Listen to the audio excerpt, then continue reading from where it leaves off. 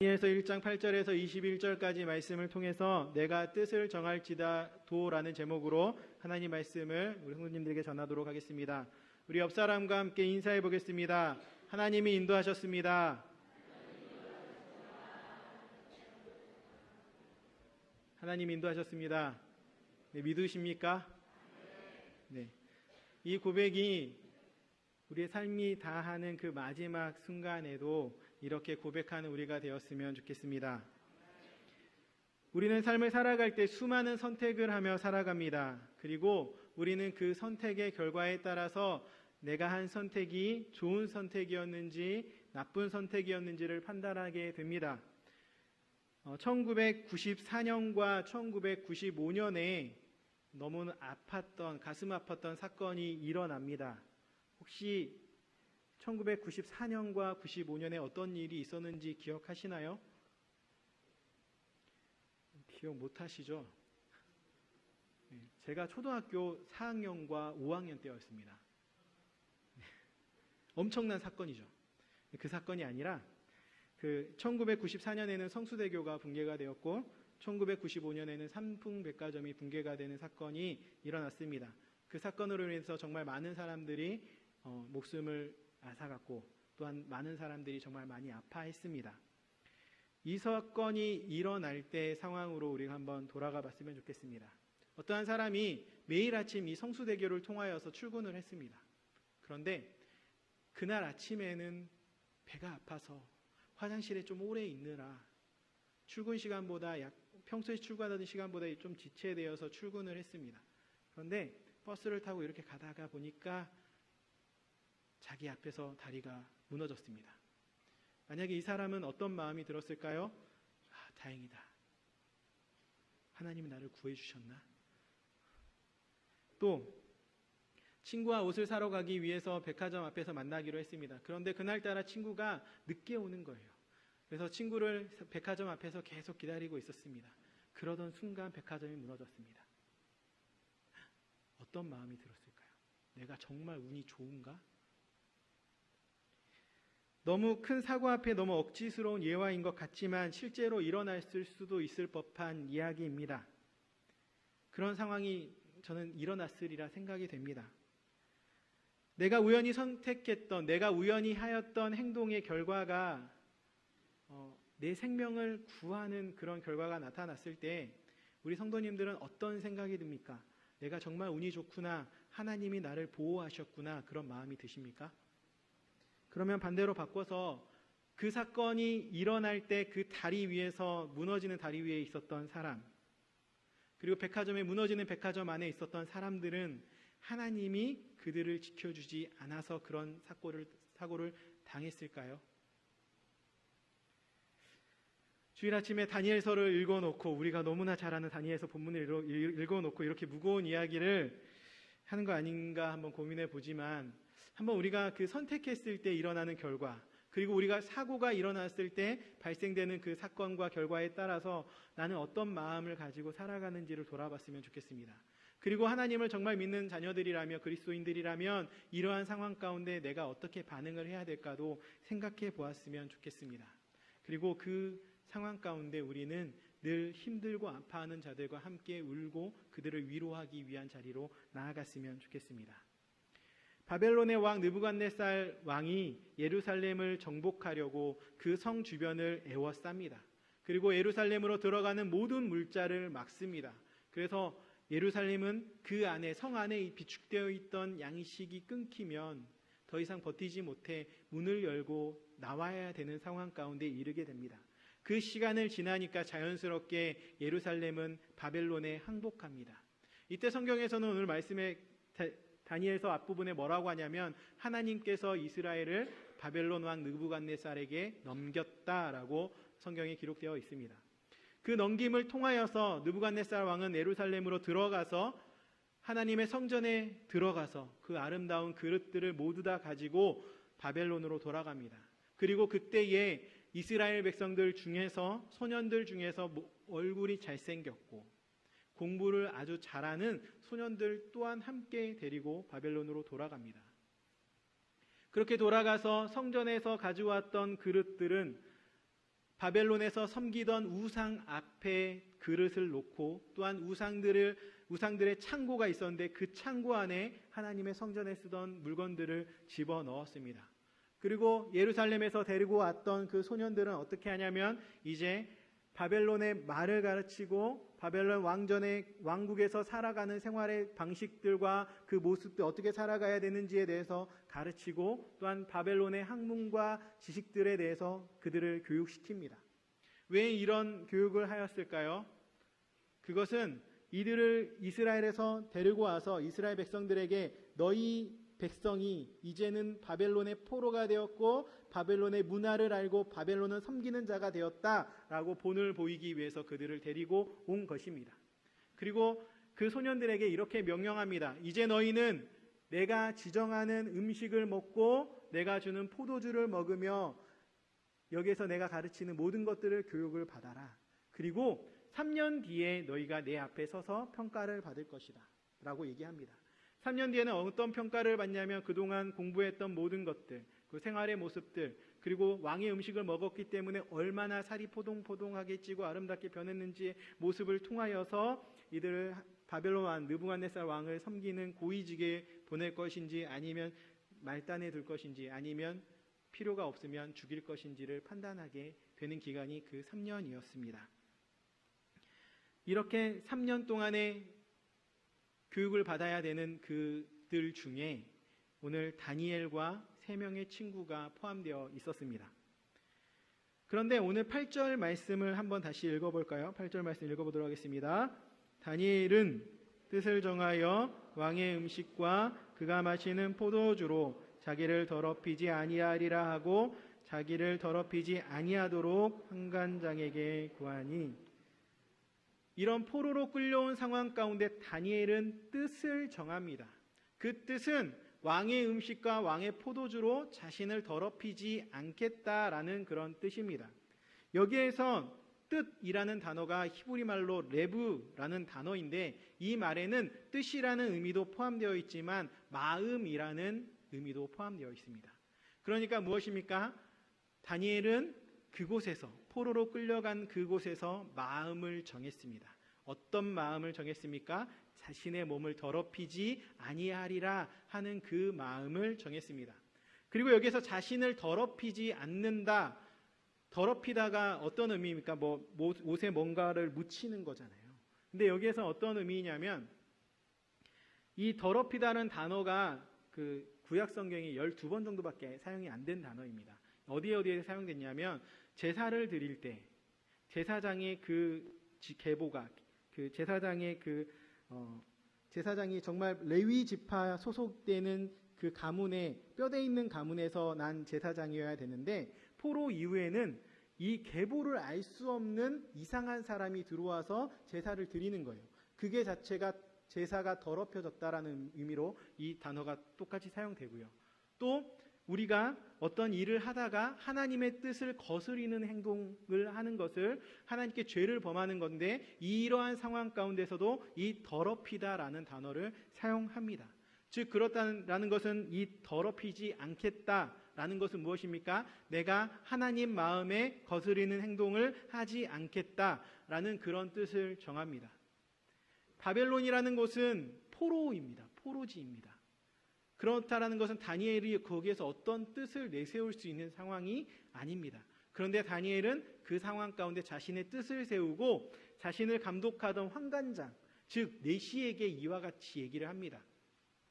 내가 뜻을 세웠는데 왕이 주는 음식을 먹지 않겠습니다. 그리고 왕이 주는 포도주를 먹지 않겠습니다. 라고 얘기하는 것입니다. 여기에서 왜 다니엘은 이방 음식을 먹지 않겠다라고 얘기를 했을까요? 여기에는 몇 가지 이유가 있는데 그 이방 음식 중에는 이스라엘 백성들이 부정하다 생각하는 그 동물들의 고기가 있습니다. 대표적으로 돼지고기.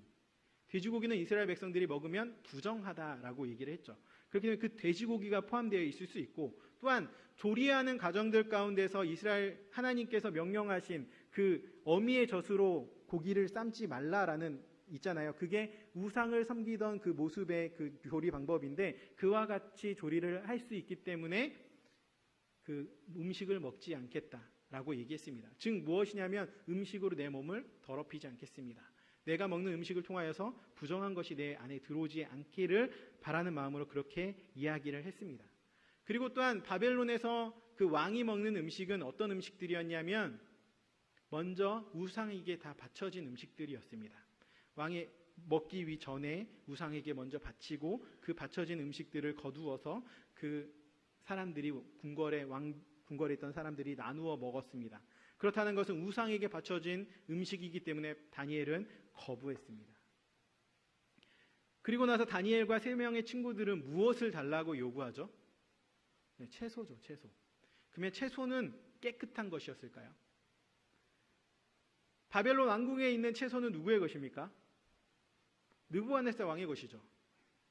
느부갓네살 왕의 음식을 거부했는데 느부갓네살 왕의 것이었던 채소를 먹습니다. 뭔가 앞뒤가 안 맞죠. 결국에는 다니엘은 뜻을 세워 나를 거룩하게 하려고 했지만 결국에는 바벨론에서 나는 채소들, 즉 그 느부갓네살 왕의 음식 중에 하나였던 그 창고에 있던 것 중 하나였던 채소를 먹었습니다. 그렇다는 것은 음식으로 완전히 거룩할 수 없었습니다. 우리가 어렸을 때부터 주일학교를 다닌 분들이라면 배웠던 다니엘과 3명의 친구가 하나님의 그 느부갓네살 왕에게 잡혀갔을 때 음식을 구별했어. 그래서 그들은 채소와 물을 먹었기 때문에 그들이 거룩해져서 하나님이 그들에게 복을 주었을 거야 라고 주일학교 때 배웠던 얘기가 좀 안 맞죠. 그러면 다니엘과 3명의 친구들은 어디서부터 복을 받았을까요? 어디서부터 복을 받았냐면 이방 땅으로 잡혀온 포로 신세임에도 불구하고 그들은 하나님께서 무엇을 원하실까를 생각했다라는 것입니다. 내가 지금 포로이지만 어떻게 하면 하나님을 더 섬길 수 있을까? 내가 있는 자리에서 어떻게 하면 하나님께 영광을 올려드릴 수 있을까를 생각했다라는 것입니다. 그렇게 생각하니까 하나님이 다니엘과 3명의 친구들에게 은혜를 주십니다. 어떤 은혜이냐면 오늘 8절 말씀 한번 읽어보도록 하겠습니다. 10절 말씀입니다. 죄송합니다. 10절 말씀을 읽어보도록 하겠습니다. 시작. 환관장이 다니엘에게 이르되 내가 내 주 왕을 두려워하노라. 그가 너희 먹을 것과 너희 마실 것을 지정하셨거늘 너희의 얼굴이 초췌하여 같은 또래와 소년들만 못할 것을 그가 보게 할 것이 무엇이냐. 그렇게 되면 너희 때문에 내 머리가 왕 앞에서 위태롭게 되리라 하니라. 아멘. 환관장은 다니엘 말을 들은 이후에 바로 허락했던 게 아니에요. 오히려 자신의 상황에 대해서 다니엘에게 이야기하고 있습니다. 내가 왕의 음식을 거부하고 야채와 물만 먹었을 때 나중에 다른 왕의 음식과 포도주를 먹은 사람들보다 얼굴이 초췌해지면 내가 왕 앞에서 어떻게 너희를 그에게 보이겠느냐. 그리고 왕이 너희 얼굴을 보면 나의 목을 자를 것이다 라고 이야기합니다. 허락한 건가요? 허락하지 않은 건가요? 네, 허락하지 않은 거죠. 그런데 다니엘은 여기에서 은혜를 받습니다. 어떤 은혜이냐면 내가 저거를 안 먹어도 될 수 있는 방법이 내게 있구나.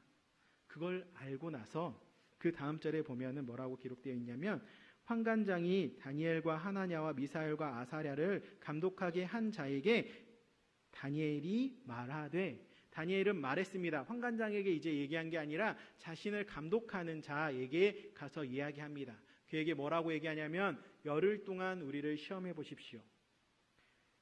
우리에게 채소와 물만 주고 열흘 동안 먹고 난 후에 왕의 음식과 왕의 포도주를 먹은 자들보다 얼굴이 초췌하다면 그때 우리에게 다시 왕의 음식을 주시고, 만약에 우리가 열흘이 지났음에도 그들보다 더 얼굴빛이 좋다면 우리에게 채식을 주십시오. 한번 실험해 보십시오 라고 청을 합니다. 그러자 그 감독관이 그 청을 받아들이고 다니엘과 3명의 친구에게 채소와 물을 줍니다. 그 후에 어떻게 됐죠? 얼굴이 어떻게 됐어요? 더 좋았대요. 더 좋았대요. 하나님의 뜻을 정했더니 하나님이 그들의 얼굴빛을 더 좋게 했대요. 혹시 매일 아침, 점심, 저녁으로 채소와 물만 드시는 분 있나요? 없으시죠? 우리는 고기도 먹어야 되고 탄수화물도 밥도 먹어야 되고 그렇잖아요. 제가 채소와 물만 먹으면 정말 아름다운 몸매로 바뀔 것 같은데 그럴 자신이 없어서 안 합니다. 그런데 다니엘과 3명의 친구는 3년 동안 그와 같이 했다라는 거예요. 3년 동안 채소와 물을 먹으면 그 사람 어떻게 될까요? 우리가 빼짝 고른다고 얘기합니다. 빼짝 골라서 정말 저 뭐지? 저 왜 저러지? 라는 그런 모습으로 평상을 변할 것 같은데 하나님의 은혜가 있었습니다. 하나님은 그 고기와 산의 진미 다 먹고 포도주도 마신 그들보다 다니엘과 3명의 친구들이 얼굴이 더 좋게 만드셨습니다. 더 기름지게 하셨고 더 건강하게 하셨습니다. 그게 바로 누구의 은혜라고요? 하나님의 은혜입니다. 다니엘은 뜻을 정했습니다. 그런데 그 뜻에 반응한 분은, 그 뜻대로 이루어지게 하신 분은 누구십니까? 하나님입니다. 우리가 뜻을 정했다고 우리의 뜻대로 되는 것은 아무것도 없습니다. 누가 하셔야지만 우리의 뜻대로 된다고요? 하나님이 하셔야지만 됩니다. 제가 아주 오래전에 보았던 영화 한 편이 있습니다. 그 영화가 제가 보는 어플리케이션에 계속 앞에 왔다 갔다 하길래 저거를 언젠가는 다시 한번 봐야지 하는 마음으로 클릭을 하고 한번 다시 보았습니다. 예전에 재밌게 보았던 기억이 있어서인지 또 보았을 때 재밌었을까요? 재미없었을까요? 네, 여전히 재미있습니다. 저는 재밌는 거 보고 나서 한참 뒤에 또 봐도 또 새로운 마음으로 보는데 정말 이 영화를 보는데 정말 새로운 영화를 보듯이 봤습니다. 그 영화의 내용은 이렇습니다. 미국의 MIT 공대라는 그 아주 수재들이 가는 학교가 있습니다. 그 학교의 학생들은 정말 똑똑해요. 우리나라 서울대 다니는 애들보다 훨씬 더 똑똑할 거예요. 그렇게 공부를 잘하는 애들이 모인 학교에서 이제 응용수학이라는 과목이 있었는데 그 과목을 가르치는 교수는 수학계의 노벨상과 같은 상을 받은 교수였어요. 그렇다면 이 사람도 아주 똑똑하겠죠.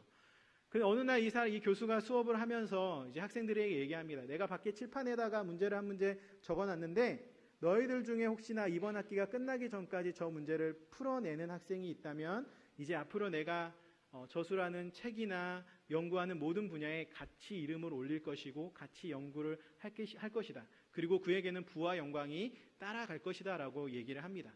그리고 나 그 문제가 걸렸으니까 학생들이 그 앞에서 서서 어떻게 풀면 이 문제를 풀 수 있을까 기웃기웃하면서 아무도 근데 풀지 못합니다.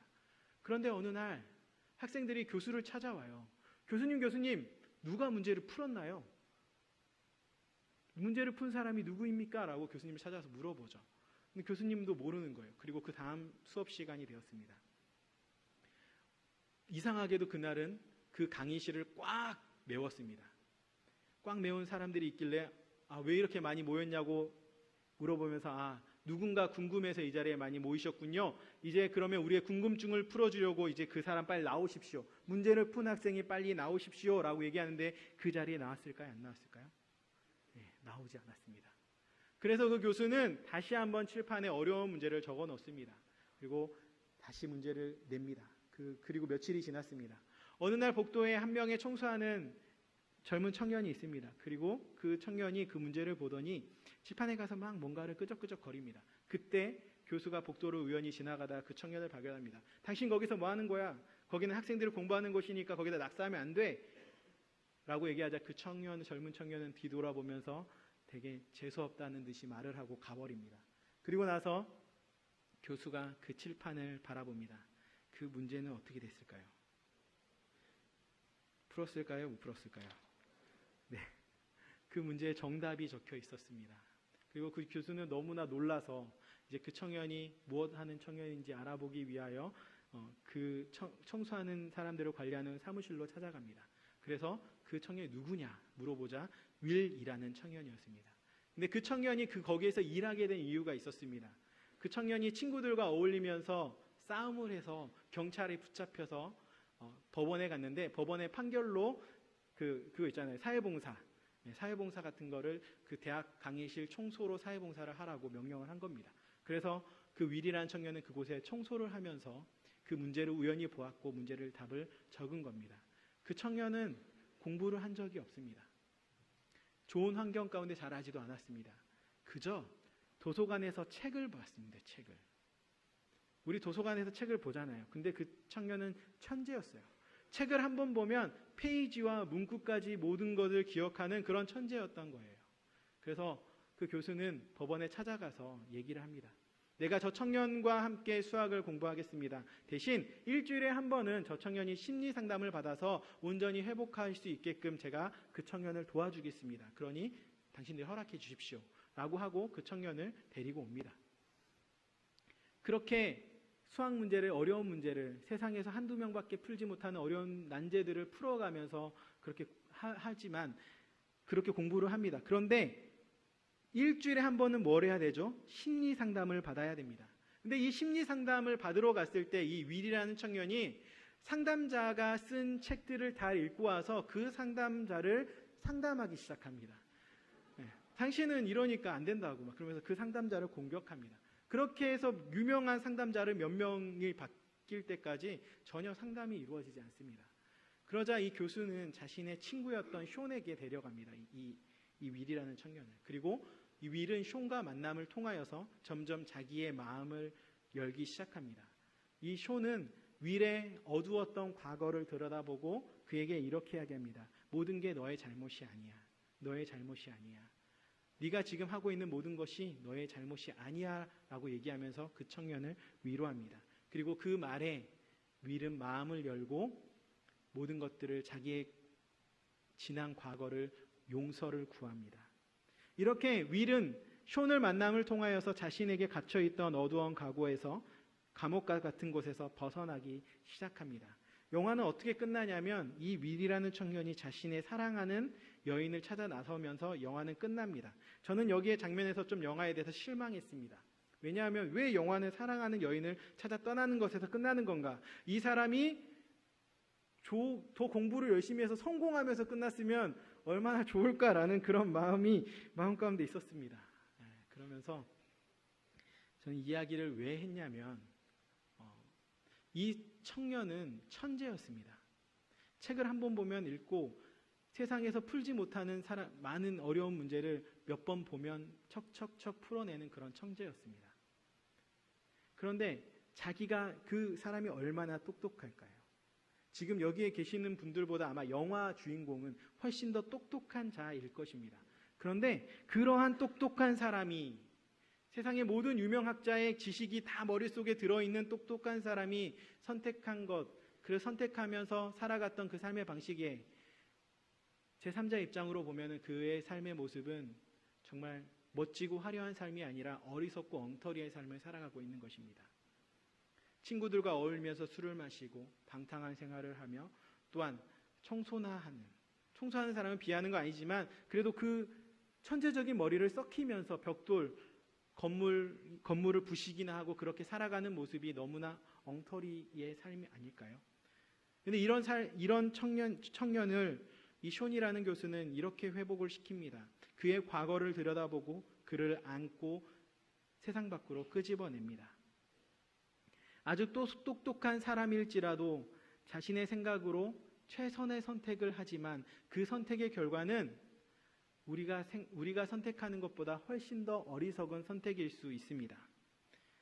그런데 우리는 어떻습니까? 저도 그렇고 우리 성도님도 그렇고 막 천재적인 두뇌를 가지고 있는 것 같지는 않습니다.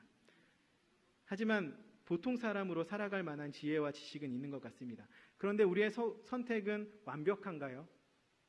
완벽하지 못합니다.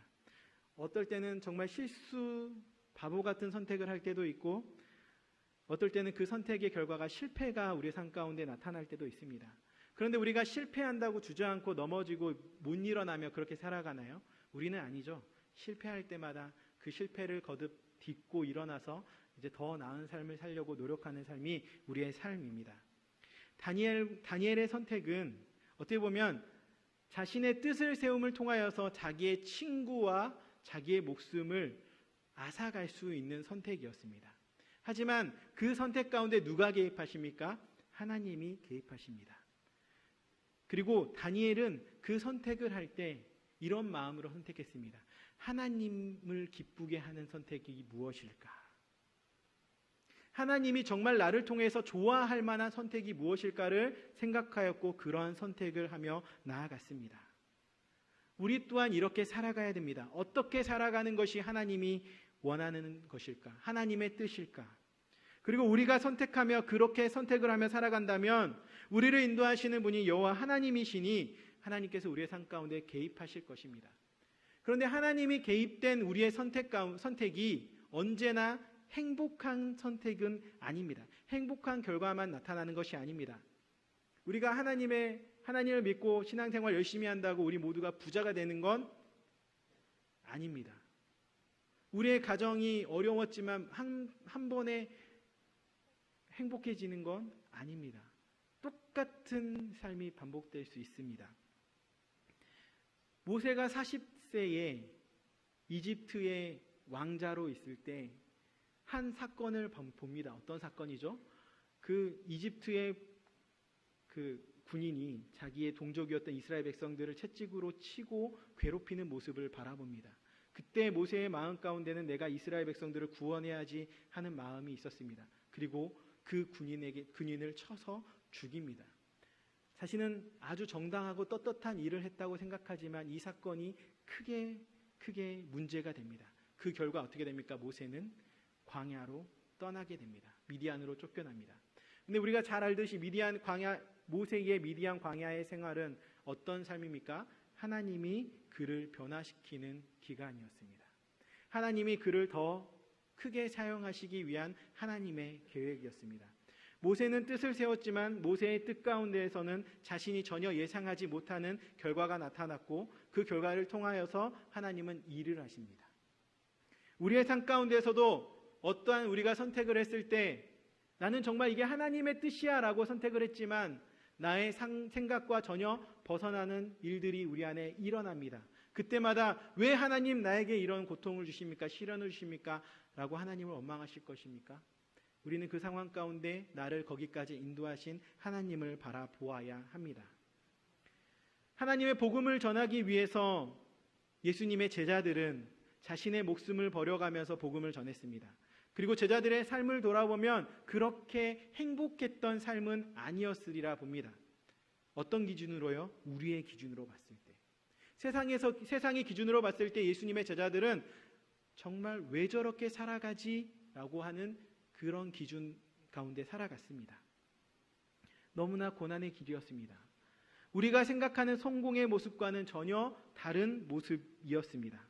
하지만 그러한 고통 가운데서도 그들은 하나님을 의지하며 오히려 하나님께 영광을 돌립니다. 왜 그랬을까요? 그것이 주님이 원하는 길이었으니까 그렇게 하나님께 영광을 돌립니다. 저에게는 남영교회에 오기 전에 한 가지 큰 뜻이 있었습니다. 오래전부터 마음에 품고 기도하던 것들이 있었습니다. 하지만 하나님께서 어떻게 저를 사용하실지 지금 이 자리에 서니까 아직은 모르겠습니다.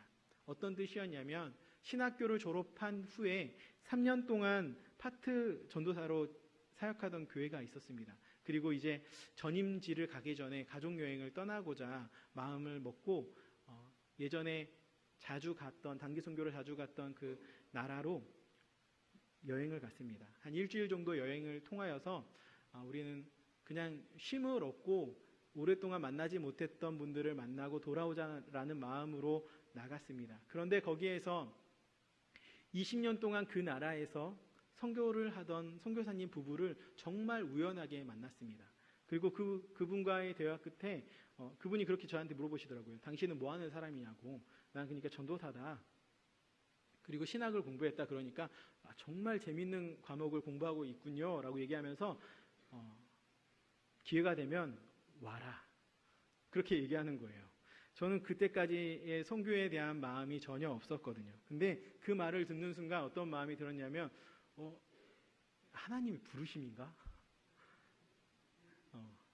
정말 그 마음이 들었어요. 그래서 곰곰이 생각했어요. 그리고 돌아오는 비행기 안에서 저희 아내와 이런 이야기를 나눴어요. 우리 선교 가면 어떨까? 선교 가면 우리가 잘할 수 있을까? 라는 공감을 나눴어요. 그러니까 아내가 괜찮을 것 같다고, 좋을 것 같다고. 그렇게 하고 한국에 돌아와서 제가 어떤 결심을 했냐면 그러면 그 나라와 가장 비슷한 기후에 있는 동네에 가서 우리가 한 3년 정도 사역하다가 준비를 해서 선교를 나가자 하고 남쪽으로 내려갔어요. 진짜 한 3개월 만에 남쪽으로 내려갔어요. 그리고 남쪽에서 열심히 사역하다가 1년 만에 다시 올라왔어요. 저는 그 상황 가운데 내려간 것도 하나님의 뜻이었고 다시 올라온 것도 하나님의 뜻이라고 생각합니다. 그리고 제가 올라왔으니까 우리 성도님들과 만났잖아요. 그렇죠? 우리가 생각하는 계획은 내가 정말 잘 고민하고 며칠을 기도하면서 어떤 것을 결정하고 나아간다고 생각하지만 그 나의 뜻 가운데 인도하시는 분은 누구십니까? 하나님입니다. 그리고 내가 생각한 대로 모든 것들이 이루어지지 않더라도 내가 이 자리에 참고 견디고 있으면 하나님이 원하시는 방법으로 나를 사용하실 거라는 그런 믿음이 생겼습니다. 다니엘은 뜻을 세우고 나아갔더니 하나님께서 그에게 은혜를 부어주셨습니다. 지혜도 주시고 지식도 주시고 책을 읽으니까 책을 이해할 수 있는 능력도 주셨다고 하더라고요. 다니엘과 3명의 친구들에게. 그런데 저는 이 장면에서 한 가지 좀 마음에 들지 않은 게 있었어요.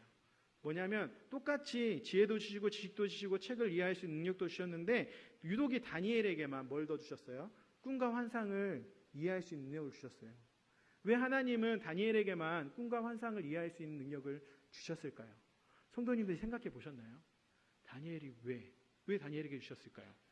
다니엘이 잘생겼을까요?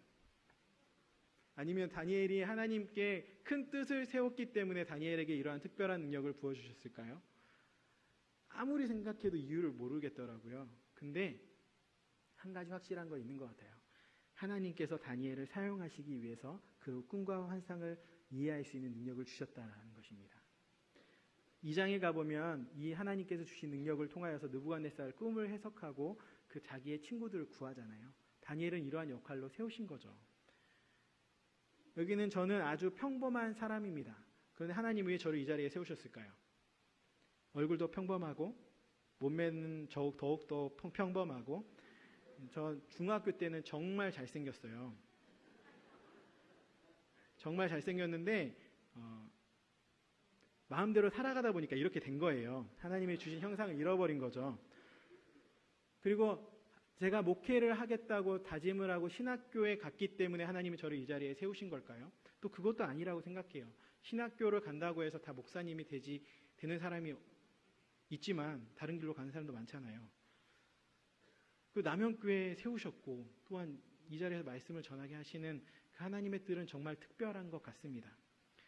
이게 저의 뜻이 아니라 제가 하려고 해도 이 자리에 못 올라오지만 하나님께서 하셨기 때문에 이 자리에 설 수 있으리라 고백합니다.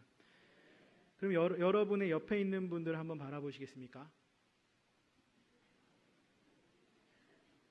옆에 있는 분들을 한번 바라보십시오. 옆에 계신 모든 분들도 하나님께서 세우신 분들입니다. 아빠로, 엄마로, 할머니로, 할아버지로, 집사님으로, 권사님으로, 장로님으로, 성도님으로, 식당을 봉사하는 사람으로, 성가대원으로, 찬양단으로, 반주자로, 지휘자로, 어떤 분은 사장으로, 또 어떤 분은 점원으로, 또한 노동자로, 주부로, 운전자로, 교사로, 학생으로 등등등등 하나님은 우리를 다양한 모습으로 부르시고 그 자리에 세우셨습니다. 그러니 우리가 무엇을 해야 됩니까? 우리의 주어진 환경 가운데 하나님의 뜻이 무엇인지를 생각하며 하루하루 선택하며 살아가야 됩니다. 그리고 우리는 뜻을 세워야 됩니다. 주님, 내가 주님 앞에 헌신하겠습니다. 라고. 그런데 그 뜻을 세우는데 하나님, 제가 교회를 위해서 무엇을 하겠습니다. 이렇게 원대한 꿈을 세우라고는 하나님이 안 하십니다. 그럼 무엇을 하라고 하십니까? 우리의 주어진 환경 가운데 엄마라면 아이들을 잘 양육시키고, 또 아내라면 남편을 잘 보필하고, 아버지라면 아내와 가족들을 보호하고, 그렇게 각자 주어진 역할에 맞게끔 할 수 있는 최선의 것들을 하라고 하나님께서 말씀하십니다. 다니엘은 포로이지만 자신에게 주어진 환경 가운데서 정말 최선을 다했습니다. 그리고 그 가운데 하나님이 나에게 주신 이 자리 가운데 내가 더 무엇을 하기를 원하실까를 생각했습니다. 그렇게 나아갔더니 다니엘이 어떻게 되냐면 오늘 21절 말씀 한번 읽어보도록 하겠습니다. 함께 읽겠습니다. 시작. 아멘. 고레스 왕 원년까지 있었대요. 이 말씀이 놀랍지 않나요? 놀랍지 않나요? 이 말씀이 놀라워야 됩니다. 왜냐하면 이 고레스는 바벨론의 왕이 아니라 페르시아의 왕이었습니다. 바벨론은 무너졌습니다. 그런데 그 이후에 페르시아가 세워졌습니다. 바벨론의 왕들은 다 죽었지만 다니엘은 살아 있었습니다. 그리고 하나님과 함께 동행했습니다.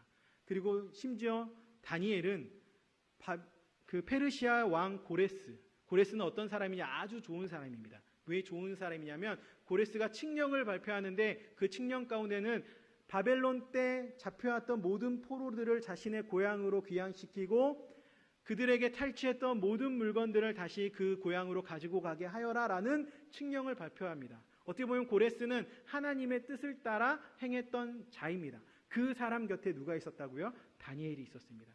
하나님은 그때까지 다니엘을 사용하신 것입니다. 바벨론은 멸망하지만 다니엘은 그 자리에 있었습니다. 그리고 페르시아 왕 고레스를 통하여서 칙령을 내릴 때까지 다니엘은 그 왕을 보필하였습니다.